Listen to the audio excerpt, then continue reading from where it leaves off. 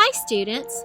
While we're doing some career exploration, I want to make sure that you understand just how important it is to do a little bit of research into that career that you hope to pursue one day, to find out what the requirements are specific for that job. Some jobs may require that you have a high school diploma and a specific credential or certificate, and actually a lot of those you can earn while you're in high school. Other jobs might require that you have a bachelor's degree. That typically means 4 years of college after high school. Some might require a master's or even a doctorate, but it's really important that you go ahead and find out what those requirements are now. So this week I have a video, and this video is my niece, and she's going to tell us what it's like to be a full-time law student. So let's listen up and see what she has to say. Hi McDowell County students, my name is Megan Noble. I'm a second-year law student in Knoxville, Tennessee, and I currently attend Lincoln Memorial University's Duncan School of Law. So the reason I decided to go to law school is because I love learning and I just really wanted a solid career. Majored in political science at the University of Tennessee, and when I graduated I had no idea what I wanted to do. I took 3 years off. I worked at Chick-fil-A, which I had done since I was 16. Highly encourage you to take some time off if you're undecided, by the way.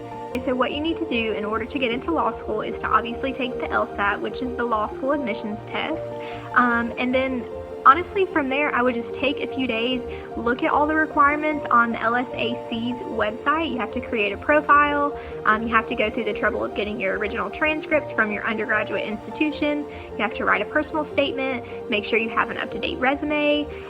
So my best advice for that is just take a few days, just focus solely on getting that all together, and then just submit your application. One thing that I should mention is I actually, before I took the LSAT, I took a Kaplan course to help prepare for the LSAT. So it just gave me a little bit of structure and actually made me devote time to studying for it because my personality type is such that I procrastinate until the last minute, and I just felt like that was something that was very valuable for me. Those courses are kind of expensive, but there are so many free resources available, so don't feel like that you have to take anything like that. So once you have taken the LSAT and you've had your scores sent and you put the application together and you've sent it off and you've submitted everything, the hard part is done. You're just waiting for your acceptance letters at that point. So one thing I should mention is that LMU actually had their financial aid application was the same as your regular application, so definitely look into that, see if there's anything else that you need to submit to be eligible for scholarships from the school. Luckily that was all taken care of in one swoop for mine.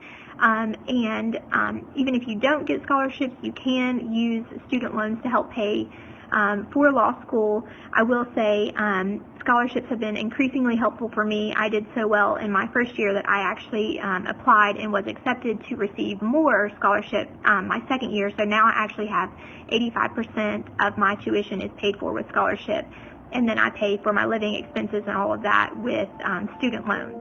And if you have undergraduate student loans, which I did, I actually paid on those for 3 years in between undergrad graduation and law school.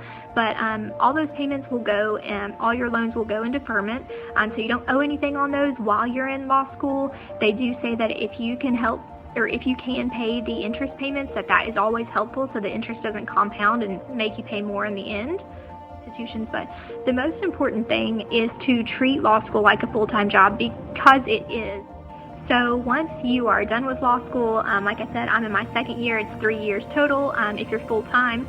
So I have one more year after this year. Once you are done with law school, you take the bar exam. It's offered twice a year, in February if you were to graduate for some reason in December, or in July if you graduate in May. And then you just spend that summer preparing for the bar exam. It's a very, very tough exam. My school actually included in tuition is bar prep courses. So your third year you're doing bar prep courses, and then that whole summer before July you're taking the bar exam. And then you get the results back in October if you take the July bar exam, and hopefully that you passed it and you could be admitted to the practice of law.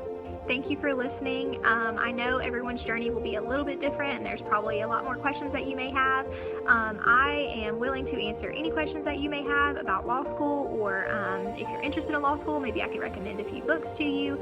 You can reach out to Mindy, obviously, and she can give you my information. Like I said, happy to help in any way possible. Other than that, if you're not interested in law school, I hope that you find something that fulfills you and something that makes you happy, and good luck on your journey.